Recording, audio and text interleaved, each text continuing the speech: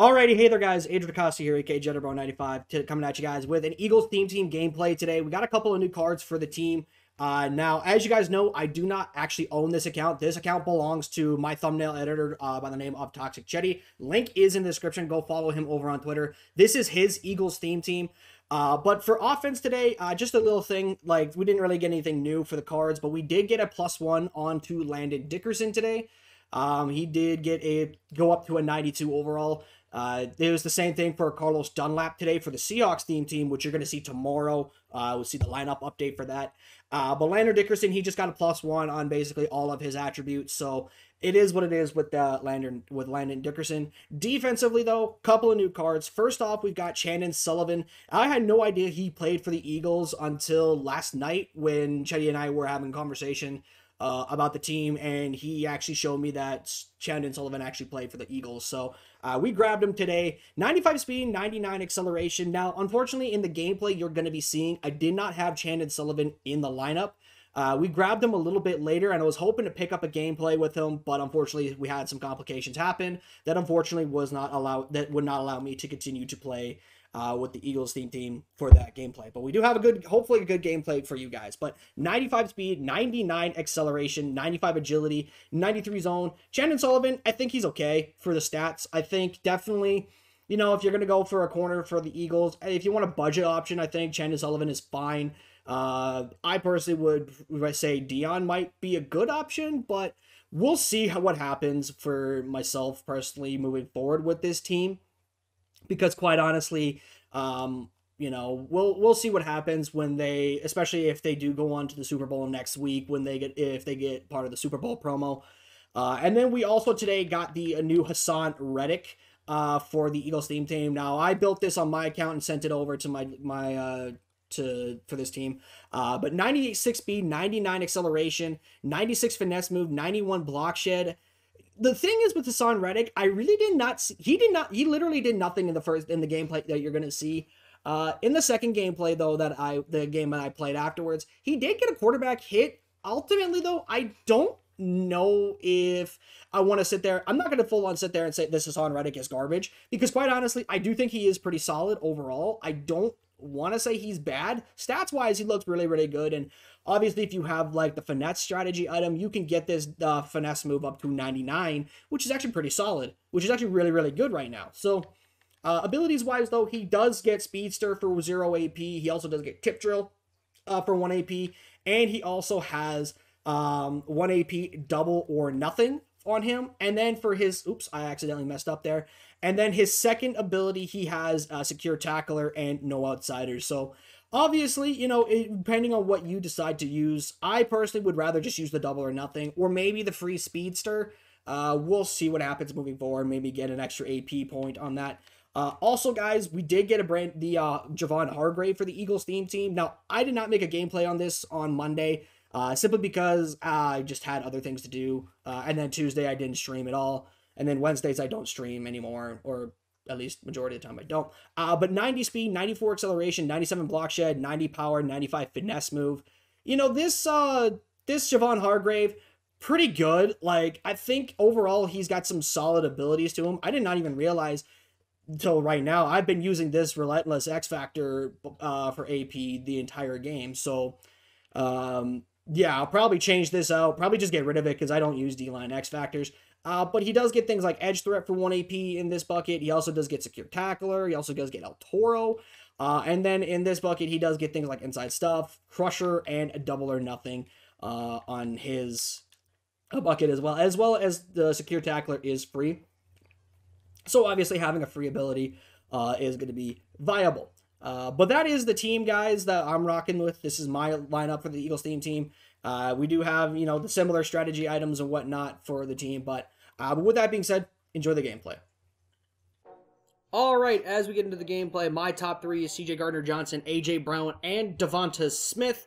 And then for my opponent, it was T.Y. Hilton, Darlin Bland, and Lamar Jackson. So I think this was a Cowboys theme team, but they had Lamar at quarterback. So this game was definitely a tale of two halves for both myself and my opponent. But you'll see as we go through the gameplay. So after that play, 2nd and 10, pardon me. So we're motioning it over AJ just to get an idea of the coverage. He does not get followed, so I am assuming that this is zone coverage. It actually was cover 3, but we do have Devonta Smith open up underneath, so we take the drag route underneath on that.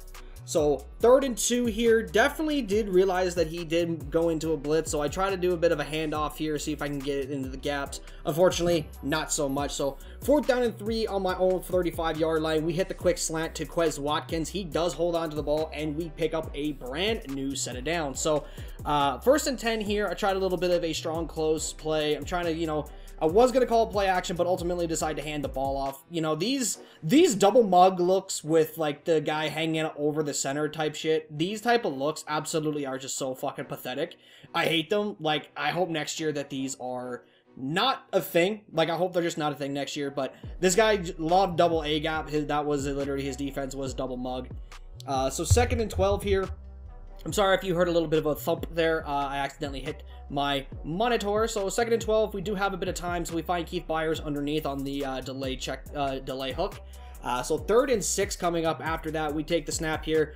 We do notice Devonta Smith over the middle of the field. We bullet that pass. Definitely should have lobbed that up down the field, because probably would have had a touchdown if we did. But 1st and 10 here. Once again, another inside handoff. We're doing a bit of try to do a read option. He whiffs on the dive tackle. We do get like 15 yards on that and go down to the 5-yard line. So now we go to a bit of an outside zone, and we actually find the space, take it in with Keith Byers for a 5-yard touchdown run. And we are up 7-0. So 1st and 10, my opponent, he comes out inside zone. This guy had some pretty solid offense. I know what playbook. He was in the Rams offense.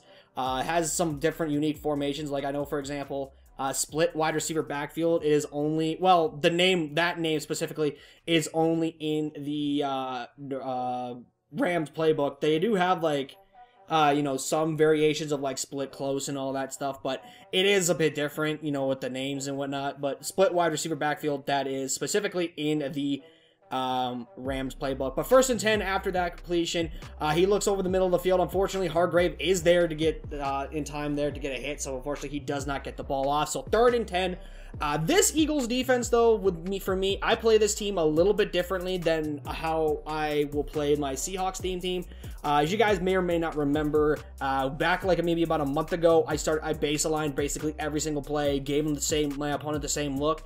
That's what I like to do with the Eagles team. Do some type of defense like that. He tries to throw to the sideline here, but Rasul Douglas actually comes up with the interception and does actually somehow get his feet in bounds. So we actually take over from the 10-yard line here. So really good start for us on both sides of the ball. Could not have asked for a better start, and obviously with the ball back. So we do go to a little bit of a quick game here. We go to spacing, as I do think he is in man coverage. We do hit the over the ball route there with AJ Brown. 2nd 2 here, we do break the tackle with AJ Brown in the flat. He does break a hit stick, but unfortunately stumbles out of bounds. So again, really good start on both sides, right? Like, not really saying that we played bad or anything. I think overall we played very solid.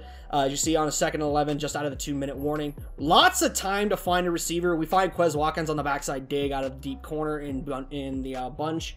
For me personally, I love the Broncos playbook. I think it's a lot of fun. For me personally. Now, right here, I motion over AJ Brown. I do think it is cover 2. I actually messed up and thought it was cover and realized it was cover 3 after the game, but I still thought I could hit the corner route there to, I believe that was Zach Ertz, but Carmichael comes down and makes a play on the ball, but we make up for it immediately by getting a nice user lurk with Bill Romanowski, and we take off for a 58-yard pick 6 to basically take a double-digit lead, 2-possession game lead. So really good start. He does not fumble. He does, like, mess up on the kickoff. He doesn't take the touchback, tries to bring it out, and goes only to the 6-yard line. So he gains 7 on the flat there. So 2nd and 3. He does a deep drop back, fires over the middle. Gardner Johnson is there to pick this one off, and looking really good, right? One would think we're having a really good game. This is probably going to be a GG next score we take. So I'm thinking, okay, this is man coverage. I'm going to motion over him, and I'm going to block Byers and, use the short out elite glitch with Watkins. But unfortunately, we don't have the time to throw it. We have to just throw it up before we take a sack, and we turn the ball over. Yay. Not the best, but Curse comes around the edge, does a whole loop-de-loop, and gets the sack there. As I said in the intro, Haason Reddick just did not do anything. Like, this game, he did jack shit. Now, I don't want to say he's useless. I will probably play with this Eagles theme team tomorrow, which, by the way, twitch.tv/JediBro95, link in the description. He finds another spot down there in the seam, and we does get a nice completion. Does take a timeout, though. So it's 1st and 10 here from the 33-yard line. Motions out Randall Cobb from the backfield. We do play a little bit of a cover 6 match here. Dion makes up for that horrific play by getting over in the soft squat and getting the interception. So again, looking really good, right? Well, this is where the wheels started to fall off in the second half. So 1st and 10, he does hit DeMarco Murray out of the backfield, and we do tackle him down after a 4-yard gain. So 2nd and 6 here, motions over Randall Cobb. I think he puts him on a streak and then brings him back in. Now, I did use this Randall Cobb route. You see, I see it a little bit late, and unfortunately, he does split the hooks and does get a 1st down. So, yeah. Gonna keep an eye on that route for the rest of the game, or at least the rest of this drive, because he's probably gonna go right back to it. If something works, people are just gonna go right back to it at times. It is what it is with that. So this time I do actually man up Randall Cobb, thinking it is just a straight streak, and I put a mid-read to bracket it just in case. So 1st and 10, he does find T.Y. Hilton over there. Rasul Douglas actually doesn't play it. No idea why, but he just straight up does not play that. So 1st and 10 here, he drops back a little bit, finds Kittle on the out route. Dion, I don't know what the heck was with Dion today. He just did not play very well. So but 2nd and 10 here, I'm calling an inverted cover 2 type of thing. I'm mixing my adjustments up. We do take the seam right down the middle there, and he actually does take a sack there with Hargrave. So 3rd and 17 coming up here. Obviously, in nickel triple, it's a good formation, but sometimes it can leave you a little bit susceptible to the run, especially with only 1 second-level defender. So 3rd and 17, he does find CeeDee Lamb over with a crossing route. We do get a 4th and 9 here. So 4th and 9, I'm trying to send a little bit of heat, trying to make sure he just gets rid of the ball really, really quick. The ball goes out. I do send 6. For some reason, nobody gets in the backfield, though. But Darius Slay gives up that play down the field, and ultimately, he gets a new set of downs. So I'm obviously not thrilled about that, but again, like I said, it only gets worse from here. Dion actually does not come over and make a play there. So sadly, we do give up a touchdown this drive, which is probably the single worst thing we could have done. At least on defense. Offensively, though, it's a little bit different. So 1st and 10 from the 28. Again, I know he's playing a lot of press man, so I do try to hit Devonta over the route middle, but he does click on with Woodson, and he actually does make the interception. So yeah, again, really bad start. Again, like I said, this was a really bad mainly in the second half, we were just terrible. As you see right here, Dawkins, does not come over fast enough from his deep safety spot, and even with deep out KO, he doesn't knock it out. So we've given up 2 touchdowns. We basically gave up 2 touchdowns in a matter of less than a minute of game time, which not great. So it is what it is. I'm playing a little bit too conservative here. I don't know why I'm calling these RPOs and shit of that nature. I'm playing a little bit too conservative. But 3rd and 9, again, I know he's playing press man, so I'm making my adjustments. I'm blocking Zach Ertz. I'm shifting my line over. And yes, he is playing press man. Quez Watkins this time gets free. We hit him down the middle with that short out elite glitch, and we actually are gone for a 70+ yard touchdown with Quez, obviously kicking the extra point, being up and good. So now we are in a great spot. All we need to do is just make sure we do not give up 7. And I did not notice this until I was editing this video, but this guy had Omaha as his X Factor. I swear I thought he had, what's it called? I swear I thought he had, what is it? The Truz X Factor. That's what I thought. But he tries to throw that up with, to Dion, with Dion but Dion does break it up. 2nd and 10 coming up here. We do call another cover 3. This time, Dion doesn't break that up. For some reason, his deep out does not activate this time. I swear they nerfed deep out KO. I want to say they changed it to where, deep outs are now literally just outside corner, on the outside. And then deep ends is everything inside the numbers. I would probably have to test that a little more. And I probably will look into it, because quite honestly, that is something that is starting to intrigue me a bit. Maybe they actually did fix deep in. But he does find Kittle over there on the crossing, I think that was a wheel route or whatever. I wasn't really paying attention to it. So second and goal here, just out of the 2-minute warning. He does call another inside zone here, and this time he breaks the tackle with DeMarco and is in for a touchdown. So, bad spot here. 1:31 left in the game. We need to get in field goal range, because otherwise I do not want to blow this lead. You know, we were looking really, really good to start, but now all of a sudden we're looking at we're potentially losing this game, which I'm not really sold. I'm not really a fan of. But we do get the conversion there, so we bring up a 1st and 10. This time we do hit A.J. Brown on the corner route. He does not get out of bounds, so we have to burn a timeout. That will become very important here in a few moments. So 1st and 10, calling a bit of a flood concept to the left side. We just throw it to Keith Byers. He does break a tackle. We do get out of bounds, fortunately. So we don't have to burn a timeout here. Now 2nd and 5 here. Again, I'm trying that short out elite glitch with Quez. I just take too long to get the ball out instead of finding anybody else. I think I had Zach Ertz on the out route there. If you go back and watch, if I think I watched, remember, because I watched the highlights back after the game. Yeah, I think I did have Zach Ertz open on the out route. But here, we throw this ball up. Now, this is obviously very, very scary, right? Because a big, like, don't want to get an interception here.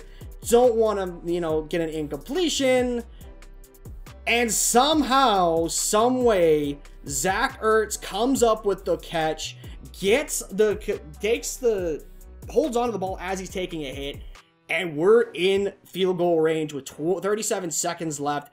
I'm just killing clock here because my plan is to just, you know, go ahead, you know, run a few plays, maybe spike the ball afterwards. But he's being beneficial in calling timeouts for me. Now, I was kind of wondering, like, can I actually get away with getting a field goal here? And so, ultimately, I do end up taking my field goal. Now, keep in mind, the clock is running. I do not have a timeout to stop the clock to make sure, you know, bring it down to 1 second and then kick the field goal to win the game. So, we're sitting here. I'm watching the clock, making sure, you know, getting down to, like, say, 6 seconds, about 5 seconds, yep.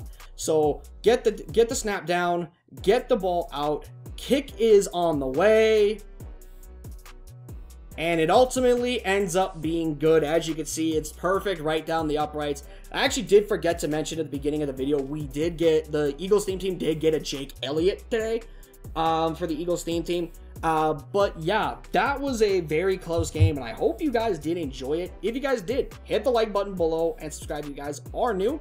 It would mean a lot to me. Once again, Seahawks theme team highlights lineup update, my apologies, coming out tomorrow. So once again, thank you guys for everything, and I'll see you guys in the next video. I'm out. Peace.